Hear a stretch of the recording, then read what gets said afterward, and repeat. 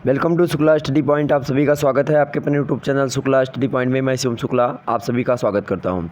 बहुत एक प्रकार से आप सभी का बहुत अभिनंदन, स्वागत है। आज के वीडियो के अंतर्गत हम गृह विज्ञान यानी होम साइंस के बारे में बात करेंगे। बीए तृतीय वर्ष से संबंधित यह लेक्चर होगा। न्यू मॉडल पेपर 2021 के बारे में चर्चा करेंगे। यहाँ पर मैं ऐसे प्रश्नों को इस वीडियो के अंतर्गत समाहित करने का प्रयास किया हूँ जो कि बहुत ही ज़्यादा महत्वपूर्ण है, मोस्ट इंपॉर्टेंट क्वेश्चंस हैं। तो इस वीडियो को अंत तक अवश्य देखें। ज़्यादा वीडियो लंबा नहीं होगा। वीडियो में आंसर भी नहीं बताऊँगा। आंसर वाली वीडियो अगर टाइम मिला तो आपकी जल्द ही अपलोड कर दी जाएगी, मतलब जल्द ही लाइव करेंगे उसको भी। तो उसके लिए तैयार हो जाइए। अगर आप लोगों को देखना है तो चैट सेक्शन में कमेंट सेक्शन में आप लोग बताने का प्रयास करेंगे कि हाँ सर जो है इसके आंसर वगैरह की भी वीडियो आप अपलोड कर दीजिए, तो मैं इसके आंसर की वीडियो आपके सामने प्रस्तुत कर दूंगा। लगभग 1 घंटे को पढ़ा दूंगा। जिस प्रकार से हमने प्रसार शिक्षा को लेकर के मॉडल पेपर में समझाया है, प्रसार शिक्षा मतलब कि आपका पेपर 2 से संबंधित आपका वीडियो उपलब्ध है, उसको देख लीजिएगा आप सभी लोग। बड़ी आसानी से उसको हमने समझा दिया है, उसमें सारे मुद्दे आपके क्लियर हुए होंगे। तो उसको नहीं देखा तो उसको देख लीजिएगा। और इससे संबंधित इसके पहले एक लेक्चर और, मतलब इसका एक और मॉडल पेपर अपलोडेड है, उसको भी देख लीजिएगा।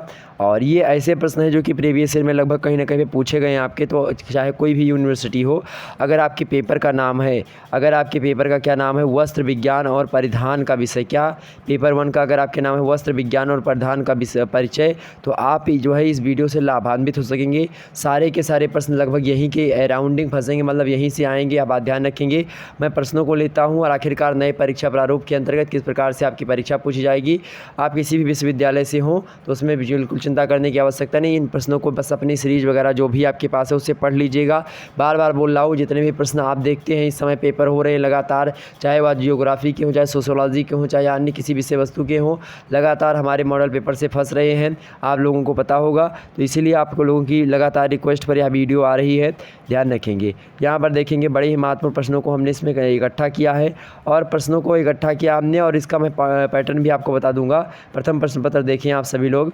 प्रथम प्रश्न पत्र देखने का प्रयास करेंगे सभी लोग। वस्त्र विज्ञान एवं परिधान का परिचय, क्या वस्त्र विज्ञान एवं परिधान का परिचय। आगे देखिए, सबसे पहले आपको सभी खंडों के उत्तर निर्देशानुसार देना, ऐसे आपको नोट में मिलेगा। और आपका पेपर खंड आ, बा और सा तीनों में बटा हुआ होगा। पेपर इंग्लिश और हिंदी दोनों में होगा, यह बात पहले से मैं आपको बता दूँ। पेपर हिंदी और इंग्लिश आपका दोनों में होगा। यहाँ पर केवल हमने हिंदी में लिखा है, लेकिन आपका पेपर अंग्रेजी में भी होगा, ध्यान रखेंगे। और यहाँ पर अभी मैं बताने जा रहा हूँ, जो पहले की परीक्षा जो 3 घंटे की होती थी, वही प्रारूप का मैंने पेपर उठाया, उन्हीं प्रश्नों को हमने उठाया है। प्रारूप आपका पुराना ही है, लेकिन इसको मैं नए तरीके से आपको बताऊंगा कि किस प्रकार से आप पूछेगा प्रश्न। प्रारूप ऐसा ही रहेगा। आपको जो यहाँ पर नोट दिया जाएगा खंड आ में नोट दिया जाएगा, सभी प्रश्नों के उत्तर दीजिए।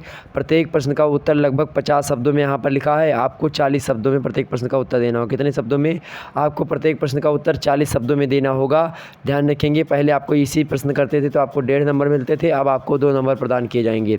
समझ में आ गई बात है? तो आपको 40 शब्द मात्र करने हैं। और ये आपके जो पहला प्रश्न दिया हुआ है, इसमें 10 प्रश्न दिए होंगे, इनको आपको करना है। पहला प्रश्न आपके सामने दिया हुआ है, कैलेंडरिंग से आप क्या समझते हैं। बहुत ही महत्वपूर्ण प्रश्न है कैलेंडरिंग। लगातार पिछले 5 वर्षों से यह प्रश्न पूछा जा रहा है, इसको बिल्कुल पढ़ लीजिएगा आप सभी लोग। यह चाहे लघु उत्तरीय, चाहे दीर्घ उत्तरीय, चाहे अति लघु उत्तरीय में देखने को ही मिल रहा है। मेरे भाई प्लीज़ इसको पढ़ लीजिएगा दोस्त, ज़रूर यह फंसेगा आपकी परीक्षा में। आगे देखते हैं ब्लॉक प्रिंटिंग। ब्लॉक प्रिंटिंग से आप क्या समझते हैं, यह भी मोस्ट इंपॉर्टेंट प्रश्न है, इसको भी पढ़ लीजिएगा। मैं इन सभी को विस्तार से एक दिन समझा दूंगा, एक दिन विस्तार से समझा दूंगा इन सभी मुद्दों को। तो उसको देखने के लिए आप इस वीडियो को लाइक और शेयर जरूर करें, सभी लोगों तक यह वीडियो पहुंचा दीजिए। जितने भी छात्र छात्राएँ मतलब कि होम साइंस ले रखे हैं तो उन तक यह वीडियो पहुंचनी चाहिए। उसके बाद में इस पर व्यू वगैरह अच्छे खासे आ जाते हैं, लाइक्स आ जाती है, तो मैं इसके संबंधित आपकी वीडियो जल्दी बना दूंगा, इसके आंसर की पूरी। ठीक, अगला प्रश्न आपके लिए इंपॉर्टेंट है, फीड डाक क्या होता है। फीड डाक का सिलाई मशीन में क्या उपयोग होता है, इसको आप बताएं। अगला प्रश्न आपसे पूछ सकता है महत्वपूर्ण कि धागा निर्माण की विभिन्न अवस्थाएं जो होती हैं वह कौन कौन सी होती हैं। आपको 40 शब्दों में लिखना होगा, ध्यान रखेंगे, नए पैटर्न के हिसाब से बता रहा हूँ। अगला आपका आएगा रंगाई और छपाई, इन दोनों में क्या अंतर होता है। जैसे रंगाई क्या होती है और छपाई क्या होती है, इन दोनों की परिभाषाओं को भी पूछा जा सकता है। अगर आप इन दोनों में अंतर स्पष्ट कर लेंगे तो सारे मुद्दे आपके क्लियर हो जाएंगे। और कहीं ना कहीं पर रंगाई और छपाई में अंतर को लेकर के आपका 2019 वाले पेपर जब आप उठा करके देखेंगे तो उसमें यह प्रश्न पूछा गया। वहीं कैलेंडरिंग को 19 में भी पूछा गया, ब्लॉक प्रिंटिंग भी आपका 19 में पूछा गया। आगे देखते हैं, किन्हीं 4 कृत्रिम तंतुओं के नाम लिखिए। किसी 4 एलिमेंट्स के नाम लिखिए, किसी तंतुओं के नाम आपसे पूछ रहा है, किसी 4। ओके, अगला प्रश्न आपका इंपॉर्टेंट हो सकता है, एस्बेस्ट तंतु की विशेषताएं बताइए। एस्बेस्ट जो तंतु होता है, जो कि एक प्रकार से तंतु की विशेषताएं होती हैं, उसकी मतलब तंतु होता है उसकी विशेषताएं आपसे पूछ रहा है। कौन सा? एस्बेस्ट। अगला आपका प्रश्न आप इम्पोर्टेंट है, रेशम और कपास को जलाने पर दोनों की गंध में जो अंतर होता है वह अंतर कौन सा होता है। अगर आप रेशम जलाएं तो उससे कौन सी गंध निकलेगी, और कपास को जलाने से, यानी कपड़े को जलाने से, जो सामान्य कपड़ा होता है सूती वस्त्र, उसको जलाने से कौन सी गंध आती है, और रेशम का कपड़ा जलाएंगे तो क्या होता है, क्या अंतर होता है, इसको आपको बताना है। अगला है फाइब्रिन। फाइब्रिन एक प्रकार से बहुत ही महत्वपूर्ण टॉपिक है आपकी परीक्षा की दृष्टि से। कोई भी ऐसा ईयर नहीं बचा होगा जहाँ पर यह प्रश्न आपसे ना पूछा जाए, तो इसको ज़रूर पढ़ लीजिएगा। यह दीर्घ उत्तरीय में भी छपता है आए दिनों। आगे देखते हैं, अगला प्रश्न आपके सामने है, मर्सराइजिंग परिसज्जा किन वस्त्रों पर दी जाती है। इसको आप लोग पढ़ लीजिएगा परीक्षा से पहले, ठीक। मर्सराइजिंग परिसज्जा जो होती है इसके बारे में पढ़ लीजिएगा। आप खंडबा जो आता है, इसको थोड़ा बता दूं आपका, खंडबा जो होता है इससे अति लघु उत्तरीय प्रश्न पूछे जाते हैं।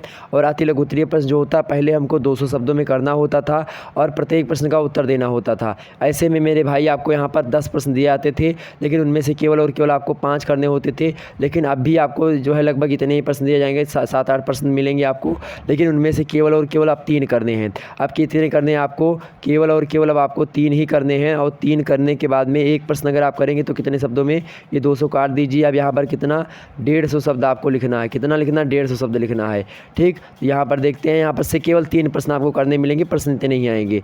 आगे देखते हैं, ऊनी तथा वस्टेड वस्त्रों में क्या अंतर होता है।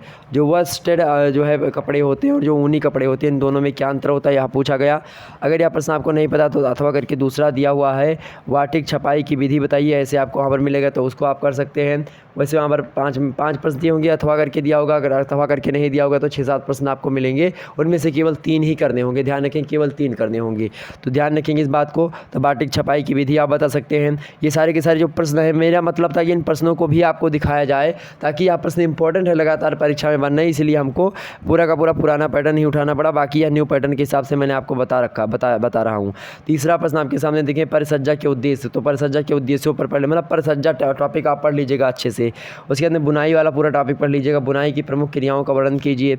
वहीं आगे देखें, अगला प्रश्न आपसे बन सकता है, प्राकृतिक तंतुओं पर अम्ल और क्षार का क्या प्रभाव पड़ता है। अगर कोई प्राकृतिक तंतु तो उस पर अम्ल का क्या प्रभाव पड़ेगा, जो अम्ल होता है, और जो क्षार होता है उनका क्या प्रभाव पड़ता है। जो अम्लीय लिक्विड होता है, जो क्षारीय लिक्विड होता है, इनका क्या प्रभाव पड़ता है प्राकृतिक तंतुओं पर, यह बताएं। अगर या नहीं आप बता सकते तो अथवा करके विभिन्न प्रकार के धागों पर विषय, मतलब कि धागों के विषय में आप लिखें। तो ऐसे ही प्रश्न आपसे पूछेगा, तो ये सारे के सारे प्रश्न आप पढ़ लीजिएगा, कहीं पर मिले या आपके एग्जाम्स में ऐसे हूबहू देखने को मिल सकते हैं। आगे देखते हैं, कलात्मक बुनाई तथा उनके प्रकार कौन कौन से होते हैं, आप बता दीजिए, उसको पूछा गया। यह भी प्रश्न आपका बहुत ही महत्वपूर्ण है, ध्यान रखेंगे, एग्जाम से छप सकता है। अथवा देखिए, नाप लेते समय किन किन बातों का ध्यान रखना चाहिए। मोस्ट इंपॉर्टेंट प्रश्न, नाप लेते समय किन किन बातों का ध्यान रखना चाहिए, यह भी आपको पढ़ना है। इन सभी को मैं एक दिन समझा दूंगा आपको विस्तार से, बिल्कुल चिंता ना करें आप सभी लोग। आगे आप प्रश्न देखिए, रेशम को वस्त्रों का राजा क्यों कहा जाता है। वो बहुत बढ़िया प्रश्न आ चुका, रेशम को वस्त्रों का राजा क्यों कहा जाता है, मोस्ट इंपॉर्टेंट प्रश्न है, और यह प्रश्न आए दिनों एग्जाम्स में आपके बनता रहता है। तो गृहिणी के लिए वस्त्र विज्ञान और परिधान का क्या महत्व होता है। वस्त्र विज्ञान एक गृहिणी पढ़े तो आखिरकार क्यों पढ़े, और परिधान क्यों पढ़े तो क्यों पढ़े, आखिरकार परिधान का परिचय क्यों उसको होना चाहिए। यह बातें जो है एक प्रकार से उसको किस प्रकार से लाभान्वित कर सकती हैं, उसके दैनिक जीवन में किस प्रकार से महत्व पहुँचा सकती हैं, इसके बारे में आपसे पूछा गया है। तो भैया इसको आप बड़े आसानी से बता सकते हैं। अब मैं इसकी सभी वीडियो आपके सामने प्रस्तुत करूँगा, तो यह प्रश्न जरूर पढ़ेंगे। अगर कोई भी प्रश्न आप छूट जाए, लेकिन इस प्रश्न को जरूर आप याद रखिएगा, क्योंकि आपके पेपर का नाम है विज्ञान एवं परिधान का परिचय, और जब विज्ञान और परिधान का परिचय नाम है तो वहीं से आपके प्रश्न एग्जाम से बनेंगे, यह बात ध्यान रखेंगे। खंड 7 देखिए आप सभी लोग, खंड 7 जो होता है इसे दीर्घ उत्तरीय प्रश्न आपके पूछे जाते रहे हैं पहले से, और अभी भी वही पूछा जाएगा। लेकिन पहले आपको यहाँ पर किन्हीं 2 प्रश्नों के उत्तर करने होते थे, 5 प्रश्न दिए होते थे, 2 प्रश्न आपको करने होते थे, लेकिन अब आपको 2 नहीं करना, केवल और केवल 1 प्रश्न ही करना है। कितने करने, केवल 1 करना है। पहले आपको 500 शब्दों में लिखना होता था, आप कितने शब्दों में आपको लिखना है, 500 शब्दों के बजाय अब आपको 400 शब्दों में ही लिखना है, मतलब छोटा उत्तर आपको लिखना है, ठीक, ध्यान रखेंगे। आइए देखते हैं कौन कौन से इंपॉर्टेंट आपके सामने प्रश्न हैं। आप देखें, पहला बहुत ही महत्वपूर्ण प्रश्न है, आधारीय परिसज्जाओं से आप क्या समझते हैं, संक्षेप में इसका वर्णन कीजिए। तो परिसज्जा टॉपिक आप पढ़ लीजिएगा किसी भी कीमत पर। वहीं जो है वस्त्र परिधान के बारे में आप देख लीजिएगा, वस्त्र विज्ञान जो है वहाँ पर वस्त्र का टॉपिक दिया है, उसको पढ़ लीजिएगा। अगर 8वां प्रश्न देखिए, वस्त्र रेशों का वर्गीकरण किस प्रकार से कर सकते हैं, हम इसको विस्तार से बताएं, पूछा गया प्रश्न।